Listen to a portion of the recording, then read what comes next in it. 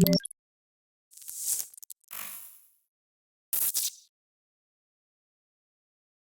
right, hello everyone. Today we are joined by Stephen Green. He is a veteran in the real estate industry on the title side with 24 years of experience. Stephen, welcome. Thank you. No, I appreciate you having me on today. Absolutely, absolutely. And with your many years in the industry and your innovative approach in the real estate space, I'm definitely incredibly excited to pick your brain today. It's an honor to have you here. So I No, just man, thank you. appreciate it, man. Thank you. Of course, absolutely. All right, perfect. So, first thing I want to do, Stephen, I want to give you an opportunity to give me a little bit of background on your role.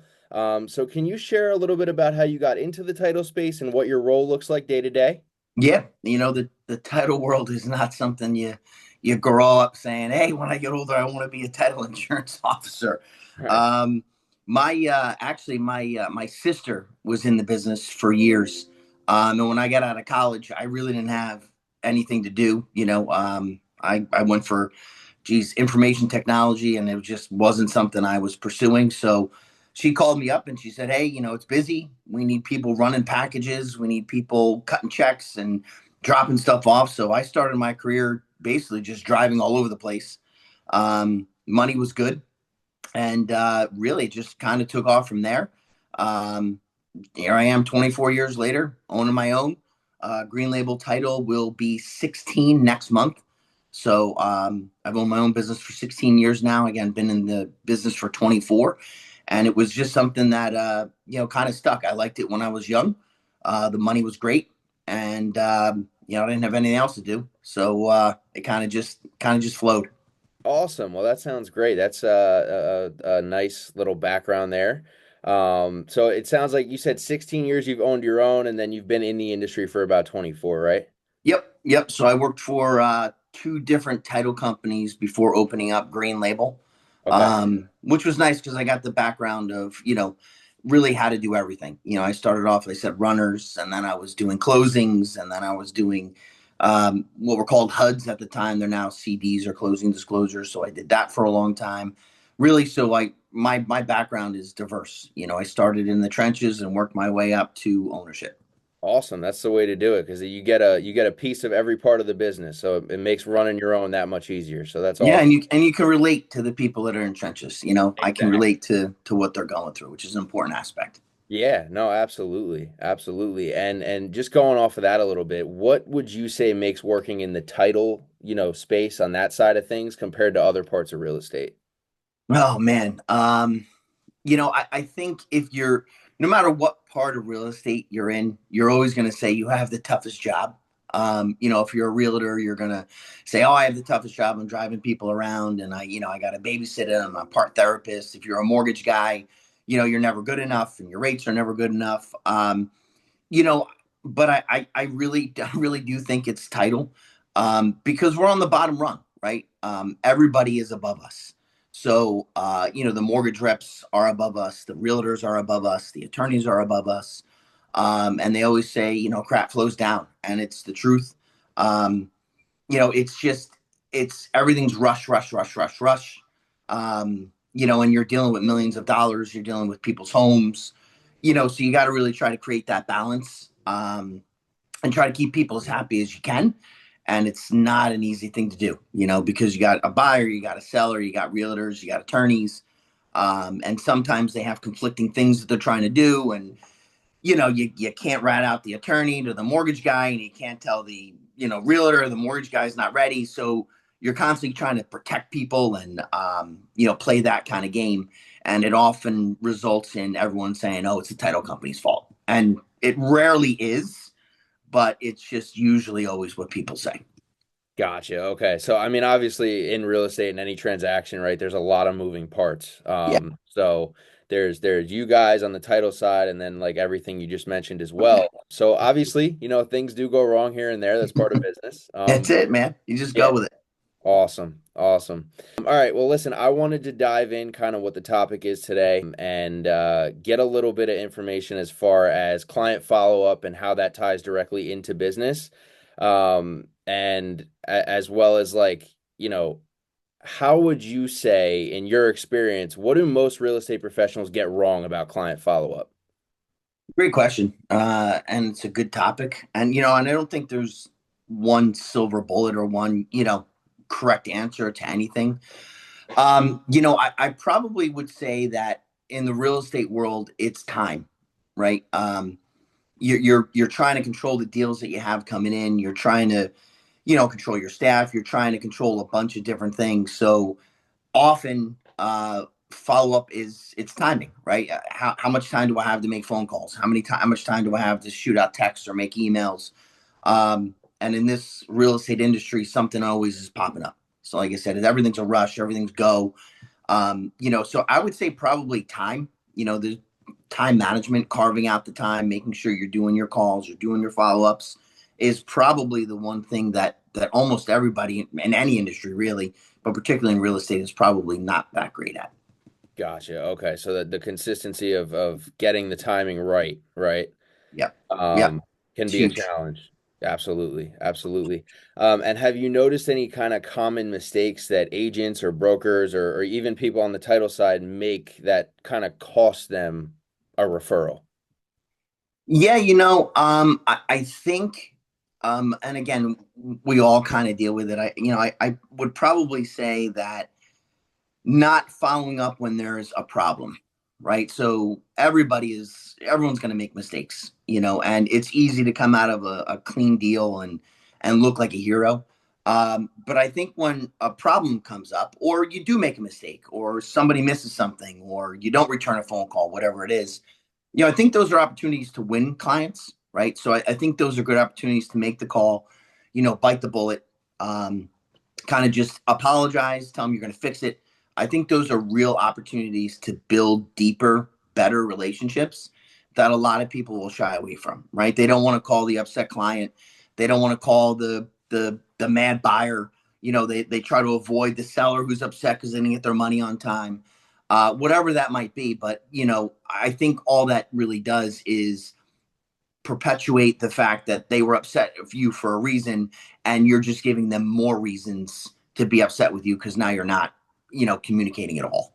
Right. So something like that. I mean, if you're in a situation, obviously, with a client who might be upset or something like that, running the other way, I mean, like you said, in any business, it's just not the way to go. So sounds like you Not. attack them head on. Is that something that you would attribute kind of a lot of your referrals to? If Yeah, I do. Early on in my career, I was going out and making the calls, and now I have enough clients where really for me it's just management. So I'm making sure that I'm keeping in touch with the people. Not to say I wouldn't take on new business, but really kind of just keeping in touch with the people. They say that most human beings can't exceed 150 to 200 people, right? Once you're past that, you're really ineffective. You can't keep in touch with that many people. So yeah, so I make sure that I'm always keeping my hand on the pulse of what's going on. I think the one thing that probably scares me the most is not knowing, right? If I know there's a problem or I know a client's unhappy, yeah, I'll make that phone call, right? Hey, what happened? How can I fix it? What can I bring back to my team? How can we get better for the next one? But if I don't know, right, I don't know what I don't know. So, I'm sure I've lost clients, or I'm sure there's people who had a problem and just said, you know what, I'm not even gonna say anything. I'm just gonna take my business elsewhere. I think that's probably the biggest fear for anybody is you don't even know that you lost the business because of something that happened that you were unaware of. So right. I just think calling people and touching base is a huge thing because you'll uncover those issues. Gotcha. Okay. Awesome. Yeah, I would have to agree with you on that. I think that's something that, a lot of people would feel the same way about. So I think that's a good value right there. Um, i- i- Piggybacking off of that, can you share kind of an example of where maybe something you had a situation like that, but effective follow-up really paid off in a deal or getting another referral or anything like that? Yeah, actually, just well, it happens every day, but it recently just happened. We had a seller that was upset. He was an elderly gentleman, and he hadn't sold a home, and that's a lot of the real estate, right? We do this every day, but you might sell a home every 10, 15 years, right? So I think people often have a misconception of what should happen, how it should happen, when it should happen, how fast it should happen, and they get impatient, right? And the real estate transaction itself is wrought with issues and problems and delays. And so we had an elderly gentleman who thought that he was going to close and immediately have his money. But in today's day and age, you got to do wire verifications. There's so much fraud out there that it just takes time for the bank to send us money, for us to verify the wires are going out, that it's going to the right place. I'd rather call you and say, hey, your wire's a bit delayed than somebody in Indonesia has it, right? So this gentleman was upset. He was upset, and he was yelling at my office, and he sent me an email. And I knew it was going to be a rough conversation, but I called him. I let him have his 20 seconds of yelling at me, and I calmed him down and said, "Look, I'm going to take care of this personally." And by the end of the transaction, he was super happy, and he told his real estate agent. He said, honestly, I was upset, but the owner called me. The owner of the title company called me, took care of it himself, and I followed up with her after, and she said, "Listen, most people wouldn't do that." And I appreciate that. And she's going to be sending me her next transaction. So, again, it's things like that where you can stay cool in the line of fire and address the problem head on. And I think that gives you an opportunity to say, hey, look, there was an issue. I took care of it. And I'm going to continue to do that. Absolutely. And I feel like, I mean, in all of real estate, that's something that a lot of these agents will lack, or brokers or anything like that, is actually tackling the problem head on, which just leads to Mm-hmm. more problems down the road. So, how would you attribute, I mean, doing things like that to your success to this point in your business? Yeah. Like I said, I just think it's something where you have to understand that everyone is going to have their own perception. And I tell my team this all the time. Perception is reality, right? You may not think you were not communicating. You may not think that you were slow. You may think that you got everything out on time. But if the realtor or mortgage guy or buyer or seller, if they don't feel that way, that's really all that matters, right? Right. So, I think just being able to understand that different people are going to have different perspectives on what went on. Try to understand that, the sale and buying process is stressful. Maybe they have something going on in their life that has nothing to do with you. Maybe they just need somebody to talk to or hear them out. Maybe they just need the vent. So I just think being there and, being accountable is something that a lot of people really just don't want to do, right? There's a lot of finger pointing. It was his fault. He did it. It was him. Um, who cares? Nobody gets paid. Nobody gets to move into their house until everybody closes. Exactly. So, I think if you just take that perception and hear people out, just understand we all got different things going on in our lives, that you can really make a difference. You can provide difference. And maybe you make a good impact in somebody's life, right? So maybe it's not about business. Maybe it's just about being a good person. Right. So, I do try to keep that in the back of my head when I'm making these calls. Awesome. Awesome. So I do want to jump a little bit on the referrals, right? So I know you mentioned timing, and timing is obviously incredibly important, right? So when you are reaching out, looking to get a referral, how important would you say personalization is in that process? Huge, sales, follow up, whatever you want to call it. Really, it's relationship building, and, I used to think you either were a salesperson or you weren't, but I wasn't a salesperson when I started out. And, Right. I think I just grew into one through experience. So, I think it's something where, if you're building relationships, people work with people they like. And that's the bottom line, right? They want to work with people that they like, that they connect with. And you have to be genuine and honest. And honestly, I learned the hard way that I'm not a good fit for everybody. Right? There are people out there that just we're not going to connect. Right. What I do, you don't value. What you need, I can't provide. And I think trying to make sure that you connect with the people you're going to work with best is a huge thing, right? I always say you can have it three ways, fast, good, or cheap, right? And you got to pick two of them, right? So if you want it fast and good, it ain't going to be cheap. If you want it, if you want Yeah. it, good and fast, so I just think you have to realize like what your technique is, who you connect with, who you want to work with, And I think that relationship building comes a lot more naturally than trying to, pretend or put on a face or a facade just to get business out of it, because that business isn't going to last for long anyway. And you might cost yourself other clients who would be long term better fits. By doing that. Yeah, Yeah, exactly. Okay. 100%. 100%. Yeah. Understood. Awesome. And do you feel like, most professionals in your industry do they have a clear referral strategy, or is it more random? How would you say, I mean, most of these referrals to these people with the follow-up that they're doing are getting to them? That's a good question. I think obviously, and I'll just focus on, title and settlement services because, mortgage and real estate, they can buy leads. They have things like Zillow and, platforms that they can get leads from. Title really isn't that way. I do think in my industry, I don't think anybody has a plan. You know, there's no, like, we don't have collaboration. Like I talk to realtors all the time and they're like, oh yeah, I'm in this collaborative group and we talk about, how to sell and what to say and what to do this, and they can bounce ideas off of each other. Title isn't like that. It's a very cutthroat industry. We don't help each other. If you're drowning, there's more likely your competitor is just going to step on your head than try to help you out. Right. So, I don't think there's a clear follow-up strategy for anybody. I don't think anybody really utilizes a CRM the way that they should. I don't think they go to networking events as much as they should.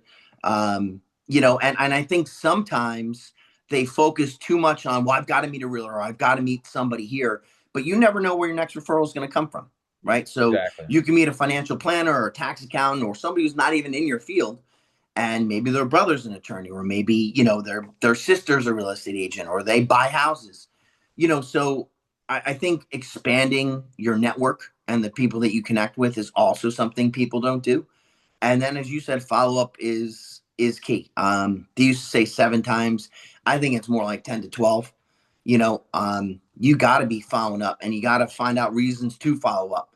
Whether it's an article or something you came across, or again, maybe you met somebody that you think might be a good connection. These are the ways that I think people just look over, right? They don't do it. They wind up making the same calls to the same people, saying the same things, me, me, me, me, me. And I think they really miss the broader picture of trying to build a relationship. Right, right. And building those relationships, obviously, like we spoke about, is the biggest thing, right? Critical, And critical. like we talked about, the personalization that goes into it is very important. So that's awesome. I did want to ask you kind of about, when you have a potential client and you serve that client, right? You end up doing business with them. How important would you say reviews, like online reviews, are for getting that next client? Is that something that you focus on, or is that something that you kind of push on the back burner? How does that work for you? Well, I think it's big again, in real estate overall. If you're a realtor or a mortgage guy, yeah, I think those reviews are critical because, a buyer or seller will check your Zillow. They will check your Google reviews to see, what's been said. And speaking of that, responding to the bad ones is probably the most important thing, again, that people don't do, right? Right. Because if you're going to go on a Google and you're going to check somebody's review, what do you look for? You look for the bad ones, Yes, you right? do. You Yep. always look for the bad ones. What happened? What was said? How did they respond? So I think doing that is important. For me, yeah, I mean, we have, a little over 100 reviews. It's tough to get them in title, um, because generally the buyer or seller, you don't have a lot of contact with them, especially towards the end. We do get them, but I do think that they're a critical piece. But focusing on the bad ones, making sure that you're responding to those bad ones is probably more important than the good ones, right? Because we all look for the bad ones. We all look for them. It's the first thing you do. So Right. I think that's probably the biggest part of the review process. Okay, awesome. And that's obviously very important, right? Even if you have 150 five-star reviews, the one that's bad could be the one that sinks that deal. So it's Yeah, very important to clarify that and make sure that the client is obviously taken care of. So yeah. that's They actually say on Google that the sweet spot is, I believe it's 4.3. Okay. right? People actually don't want to see 5 stars because then they don't believe it, right? They don't Right. believe, oh, this must be. So that sweet spot is actually 4.3 because they want to see the bad ones because everybody messes up, Of right? course. So, I Right. mean, yeah, it's interesting. Very interesting. Definitely very interesting. I wanted to ask you another question here, Stephen. If you had a magic wand and could redesign kind of how your industry works and the real estate industry works and how they think about client follow-up and referrals, what would you change? You know, I mean, I think that's a great question. I think the one thing that I would want to change is there isn't a lot of loyalty in this business. Okay. Um, you're really only as good as your last deal. Um, and I think it's and not for everybody, but I think it's tough to build long standing relationships because stuff's going to go wrong, right? Like I'm not going to get a payoff in time, or you're not going to be happy with the judgment, or we might miss a closing date because something happened with a walkthrough. I mean, who knows? But people tend to want to find someone else or try to go to the next thing if one little thing goes wrong. Right. And there's just not a lot of loyalty, and that's across the board, man. That's just not just for title. That's mortgage guys, that's realtors. I mean, mortgage guys will lose, a long-standing client over a quarter or a point or an eighth. A realtor will lose somebody because they didn't call back quick enough. So we all kind of deal with that, and I think in today's world of that instant gratification, we've lost connection, we've lost loyalty, we've lost, hey, I'm going to go back to this guy because he does a good job and he takes care of me, and he's always done that, right? I could do 99 deals perfectly and save half of them, and if I do one wrong, I there's a real risk that I'm going to lose that client. Right, right. And where do you see, the biggest opportunity for not only yourself, but real estate professionals, mortgage people, in the next 12 months when it comes to growing their referrals? Is that something that Yeah, again, I think for me, as the owner, I've got a lot of plates constantly spinning. So I've dipped into AI a little bit, just trying to manage that, whether it be posts or, I mean, emails or whatever it is. I think that's huge. I think Facebook and the social media, I mean, it's almost something that you have to do, but it's right. It's so overplayed that I think if you're just depending on it, you're in for a rough time. Listen, we're social animals. Human beings are social people. I right? know I know everybody wants to work from home. I know everybody wants the virtual, but there's real power in meeting someone, shaking a hand, grabbing a cup of coffee, having a lunch. There's power in that, right? Absolutely. There's power in that, and I don't think enough people do that. And I just know a phone call over versus a Zoom, versus me sitting down and grabbing a cup of coffee with somebody. I'm far more likely to get business from somebody that I have a cup of coffee with, or I saw at a networking event, or I did an event with, than I am from somebody who I've just called a dozen times. You know, Right. uh, so I think that would probably be it. I think getting out, shaking hands, kissing babies, got to do Awesome. it. Yeah, yeah, yeah, no, for sure. And I think that it does make a big difference, especially in business, when you can put yourself in front of somebody and they can trust you and know who they're dealing with. Mhm. It's not as simple as a phone call, right? You're having a conversation, you're building rapport, you're doing all these things. So it makes a big difference for sure. Absolutely. 100%. But yeah, Stephen, listen, this has been an absolutely amazing Yeah. conversation. I want to thank you again for sharing all these insights today. Before we do wrap it up, I always like to give everybody the last word, right? So I like to give all my guests the last word.